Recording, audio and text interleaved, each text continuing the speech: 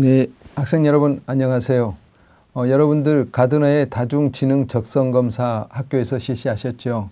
오늘은 여러분들이 다중지능 적성검사 한 결과표를 선생님과 같이 한번 해석해 보도록 하겠습니다. 먼저 이 검사를 해석하려면 이 검사가 어떤 검사인지, 어떤 목적으로 제작됐는지, 그리고 어떻게 해야 나에게 도움이 될 수 있는지 이것을 조금 한번 살펴보도록 하겠습니다. 우리가 이제 보통 다중 검사가 나온 이유는 전통적으로 인간의 지능은 크게 언어 능력이나 논리 능력으로 구성되어 있다. 그리고 어떤 학업에 의한 단순한 이 부분만 재고 있었어요. 그러나 이제 가드너 학자는 아니다. 인간이라는 것은 다수의 능력으로 지적인 능력을 가지고 났고 이게 타고나는 게 아니고 적절한 환경의 조건에 의해서 발달될 수 있다라고 믿는 입장입니다. 그러니까 전통적인 지능들은 거의 유전적인 영향이 강하며 그것들이 이제 학습 능력이나 문제 해결 능력이 중심이 됐다라면 그렇게 단순한 게 아니다. 이 다중지능이라는 건 뭐냐면 단순한 그 능력으로 되어 있는 게 아니라 여러 가지 능력으로 구성이 됐다라고 보는 입장이죠. 그래서 실제 학교에서 실시하고 있는 어떤 교과목이라든지 학업이라든지 이런 것들은 지적인 능력에 대한 제한된 게 아니라 우리가 세상을 살아가는데 삶을 살아가는데 아주 필요한 아주 포괄적인 능력을 배우고 있고 그 능력을 솔직히 말해서 필요로 하고 있죠.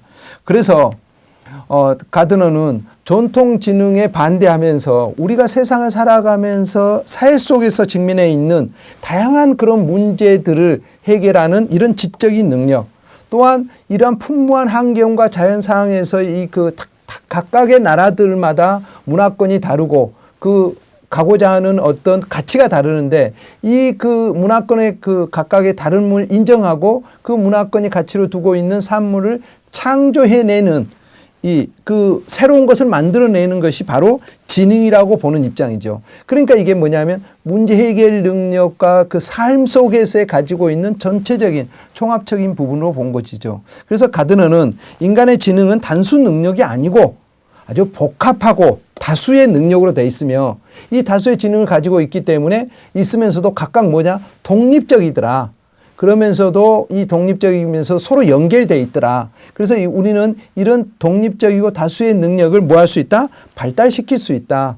이것을 이제 가지고 다중지능 적성검사를 이 사람은 이제 개발하게 됐습니다. 그래서 본 검사는 가드너의 다중이론에 따라서 음악지능, 신체운동지능, 논리수학지능, 언어적지능, 시각공간지능, 대인관계지능, 자기이해지능, 자연탐구를 종합적으로 평가해서 바로 여러분들의 어떤 학습 방법이나 그 다음에 여러분들이 능동적으로 적극적으로 할 수 있는 어떤 그런 현상 그 다음에 할 수 있는 동기를 부여하고 그 다음에 학습에 대한 흥미나 관심을 갖도록 하며 특히 여러분들의 진로를 계획하고 그 다음에 자신에 대해서 알아볼 수 있는 진로 계획에 필요한 어떤 기초 자료를 제공할 목적으로 이 검사는 제작됐다라고 할 수 있습니다.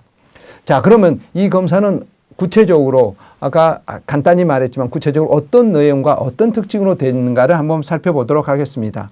첫째, 가드너는 다수의 지능이라고 그랬죠. 그러면 우리 인간에게는 또 뭐가 있더라? 음악적 지능이 있더라. 이 음악적 지능은 뭐냐면 공부를 잘하고 못하고 간 게 아니고 음악가 등에서 강하게 나타나는 능력이죠. 자신의 감정을, 느낌을 음악으로 아주 잘 표현하고 소리에 대한 다양한 리듬이나 멜로디에 대한 음성들을 다양하게 이해해낼 수 있는 그런 능력이 바로 음악적 지능이다. 그리고 다른 지능은 떨어져 또 음악적 지능은 또 높은 사람이 있지 않습니까? 또 신체 운동 지능. 내가 음악이나 미술이나 공부나 이런 건 못해도 운동선수, 무용 같이 이렇게 손재주가 뛰어나거나 공이나 운동기구를 가지고 잘 다루거나 바로 여러분들이 알고 있는 유명한 야구 선수인 유현진 선수라든지 그 다음에 예를 들면 체조의 양학선 선수라든지 김연아 선수라든지 박태환 선수라든지 이런 사람들은 바로 신체 운동 지능이 뛰어난 거죠. 이런 능력을 이제 운동 지능이 있더라. 또 사람은 그런 능력만 있는 게 아니고 바로 논리 수학 지능이 있더라. 이 다중지능 이론 중에서 가장 중심에 위치하면서도 학습에 이제 연관을 줄 수 있는 논리 수학 지능을 말하는 겁니다. 그래서 학습을 체계적으로 생각하고 도와주는 능력, 그 다음에 수학의 원리를 이해하고 그 다음에 사고 능력과 숫자를 잘 기억하고 하는 이런 능력이 또 뛰어난 사람이 있더라. 뛰어난 능력을 가지고 있더라. 또 언어적 지능, 단어의 소리, 리듬, 의미, 그 다음에 감수성이나 다른 것들을 언어로 잘 표현하는 거, 그 다음에 모국어나 외국어를 빨리 배우는 거, 글쓰기 좋아하는 거, 이런 것들을 이제 또 다양한 유머를 사용하는 이런 능력이 언어적 지능이라고 할 수 있습니다. 또 시각 공간 지능이 있죠. 3차원점, 5점 공간을 잘하고 있고, 그 다음에 그림 그리기나 수문 찾기 잘하고 있거나, 그 다음 도표를 잘 그려서 하고, 길을 잘 찾는 것. 이런 것들이 시각 공간 지능이 뛰어난 사람들이죠. 또 대인관계 지능. 다른 사람의 어떤 감정이나 느낌, 자신의 뿐만 아니라 다른 사람, 타인의 그런 구분을 하고 있고, 그 사람의 음성이나 어떤 목소리만 듣고도 그 사람의 마음을 알고, 이런 것들이 바로 그 대인관계 지능이라고 할 수 있습니다. 자, 그 다음 마지막으로 자기이해 지능과 자연탐구 지능이 있습니다. 자기이해 지능은 뭐냐면 자신의 감정을 잘 이해하고 다스릴 수 있고 자신의 어떤 장단점, 특히 관심 등을 객관적으로 잘 표현할 뿐만 아니라 그 스스로 문제를 해결하고 자신을 개발하는 의지가 아주 강한 사람, 이런 것들이 이제 자기 이해 지능이 높은 사람을 자기 이해를 잘하고 있다라고 할 수 있겠죠. 그 다음에 이제 자연 탐구 지능.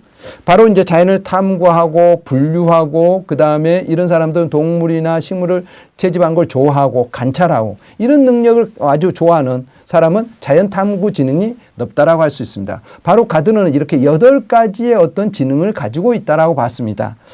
자, 그래서 우리는 이제 심리 검사를 해석하려면 어떻게 해야 될까? 여러분들 심리 검사는 점수가 중요한 게 아니고 과연 여러분들은 여기에 보시면 봐보세요. 첫 번째 블록, 두 번째 블록, 세 번째 블록, 네 번째 블록, 다섯 번째 블록이 있죠.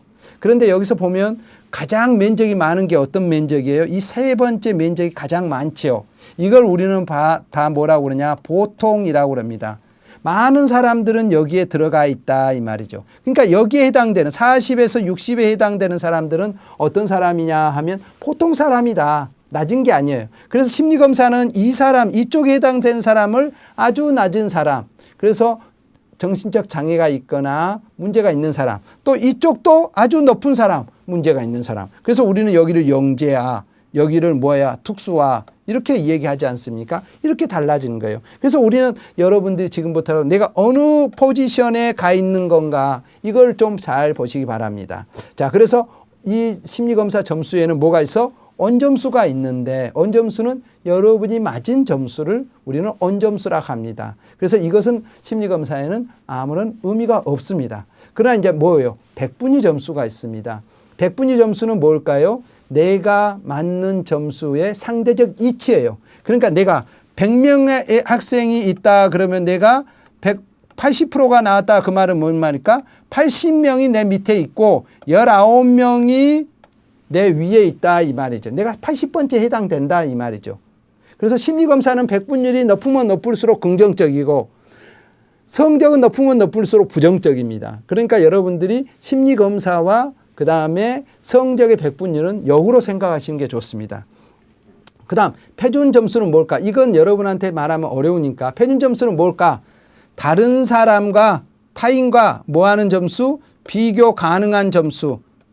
이걸 말하는 거예요. 그러니까 내가 T점수를 40 맞고 다른 사람 20점 맞았다 그러면 이 20점보다도 2배를 다 잘했다라고 볼 수 있는 점수가 뭐예요? 표준 점수예요. 그래서 심리검사는 철저하게 뭐로 해석해야 될까? 표준 점수로 해석하는 게 매우 중요합니다. 자, 여러분 보시기에 음악적 지능이 여기 봤을 때 어느 정도 가 있느냐, 봤을 때 이 보통으로 가서 어느 지점에 가 있느냐, 그리고 여러분들이 솔직히 말해서 이 8개의 지능 중에서 한쪽이 아주 높게 나오고 그 다음에 이 1등과 2등이 차이가 많다 그러면 이건 나쁜 게 아니고 괜찮은 겁니다. 그만큼 자아 정체감이 형성됐다라고 할 수 있습니다. 그러나 모든 것들이 다 높게 나왔다 그러면 지능에서 아주 좋죠. 자기가 다 긍정적으로 인식하고 있으나 그러나 이제 정체감, 내가 무엇을 진짜 잘하는지 이거 부분에 대한 부분은 자기가 확실히 탐색하지 못하고 있다라고 볼 수 있겠죠. 그래서 음악적 전문성이 이쪽에 100분위 점수로 36이고 T 점수는 10%다 이 말이에요. 그러니까 아주 낮은 지점에 와 있다라는 겁니다. 그래서 이 아이는 음악적에 대해서 자신감이 없고 나는 음악을 못한다라고 느끼고 있다는 소리죠. 신체 운동적 지능은 보통을 넘어가고 T 점수가 57점이에요. 그래서 보통 상에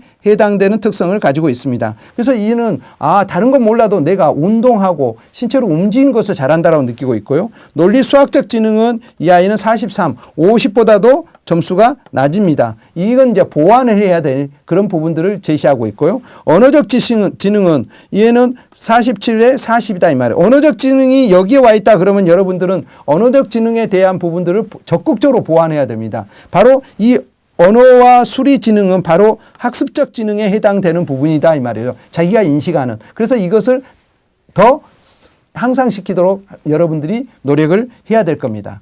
자, 그 다음 대인관계 지능이다 그러면 대인관계는 제가 봤을 때 50을 중심으로 대인관계 지능은 이쪽으로 40으로 내려갔다 그 말은 뭔 말일까요?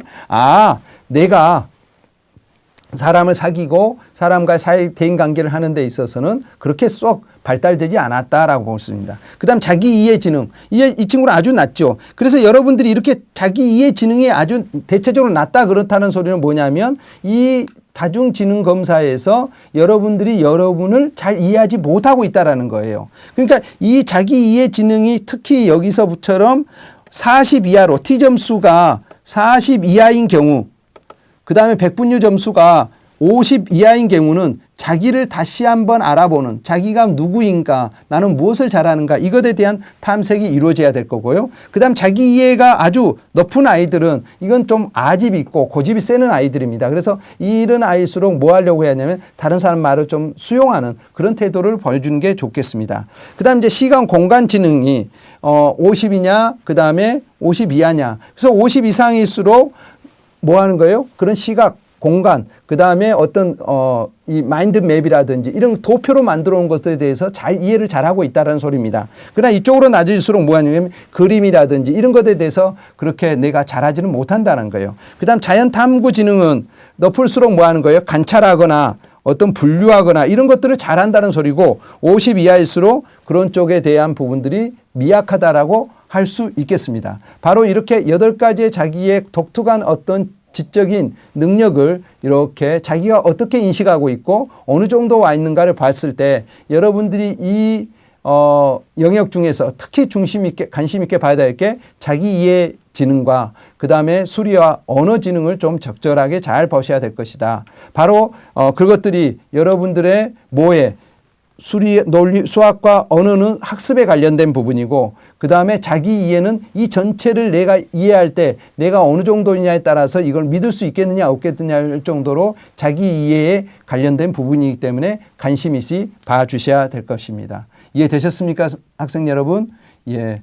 자, 그러면 요 보시다시피 한번 봐봅시다. 전체적으로 이렇게 그림을 그렸는데 되도록이면 이렇게 끝으로 갈수록 그 지능이 뭐 할 수 있다라는 거 긍정적이라는 거예요. 이 그림이 적을수록 어떤가요? 자기를 소극적으로 하고 자기 특성을 잘 모르고 있고 자기는 모두 다 이쪽으로 갈수록 어떨까요? 자신감이 결여되어 있고 그 다음에 실패감에 쌓여 있는 사람이고 이쪽으로 올라갈수록 뭐냐면 긍정적이고 아주 자기를 긍정적으로 보고 있고 그 다음에 수용적인 태도를 보이고 있으며 그 다음에 자기를 이해를 잘 하고 있다라고 볼 수 있겠죠.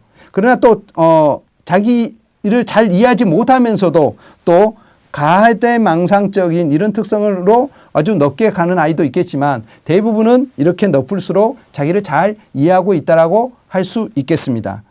자, 그래서 여러분들이 여기서 이제 중에서 아주 특출나게 이쪽에 내가 뛰어나다 그러면 얘는 음악적 적성을 가지고 있고 아니다 이쪽에 시각적 지능이 뛰어나다 그러면 공간 이런 설계, 미술 쪽의 적성을 가지고 있다라고 우리는 인식할 수 있겠습니다.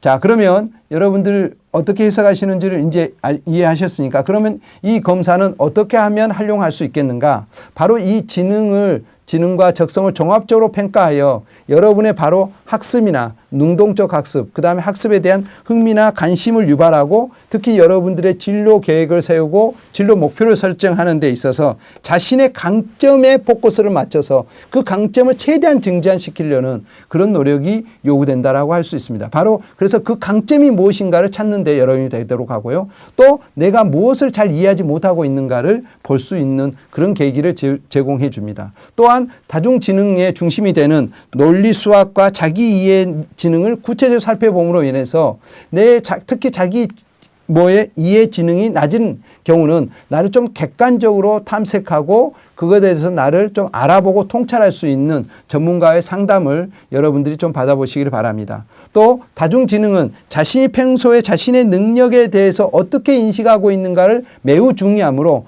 자기 자신에 대한 인식을 할 수 있는 기회를 제공해 주고 내가 나를 평소에 어떻게 바라보고 있느냐에 하나의 관점을 제공해 줍니다. 바로 이런 목적으로 사용할 수 있으니까 여러분들이 검사를 하셔서 내가 나를 현재 어떤 상태로 바라보고 있고 나는 무엇을 잘하고 있고 그 강점을 내가 최대한 증진시킨다면 나는 어떤 진로를 선정할 수 있겠구나를 여러분들이 한 번 정도 생각해 보신다면 바로 여러분의 방향성을 설정하는데 기묘한 자료로 활용할 수 있을 것 같습니다. 자, 그래서 먼저 여러분의 강점을 찾는 그런 지혜를 발휘하기 바랍니다. 자, 오늘 또 저와 같이 이렇게 여러분의 검사 결과를 살펴볼 수 있어서 참 즐겁고 재미있는 시간이었습니다. 오늘 또 즐거운 하루 되세요. 감사합니다.